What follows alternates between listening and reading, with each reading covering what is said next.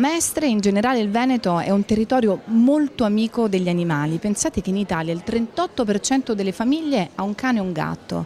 Questo dato cresce in maniera incredibile qui in Veneto, dove circa il 52% delle famiglie. Ecco perché la decisione di aprire proprio a Mestre Cazampa, una vera e propria rivoluzione nella cura dei cuccioli grazie a un progetto che nasce dall'amore per gli animali e dal lavoro di un gruppo di esperti guidati da Giovanna Salza, presidente e fondatrice del progetto. Oggi siamo qua al centro commerciale Auchan, Porte di Mestre, che da sempre negli ultimi 10 anni è stato molto attento a quelle che sono le esigenze e i bisogni dei cani. Qui da tanto tempo si svolgono programmi di educazione non solo dei cani ma anche dei proprietari per aiutarli ad essere più responsabili e consapevoli dei bisogni dei loro cani. L'idea di fondo e anche un po' la rivoluzione del nostro progetto è quello di mettere in un unico luogo tutti i servizi legati al benessere di un animale domestico. Innanzitutto la veterinaria, con questo anche la diagnostica, la chirurgia, la veterinaria di base, quella specialistica, ma poi la toilettatura che è bellezza ma anche cura della pelle e del mantello, l'educazione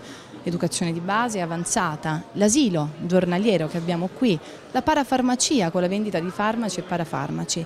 E in più stiamo per partire con un servizio di trasporto a domicilio gratuito per coloro che non possono muoversi in autonomia e non riescono a raggiungere la clinica. L'inaugurazione della nuova sede di Mestre è stata anche l'occasione per discutere su come siano cambiate le abitudini legate al mondo dei pet.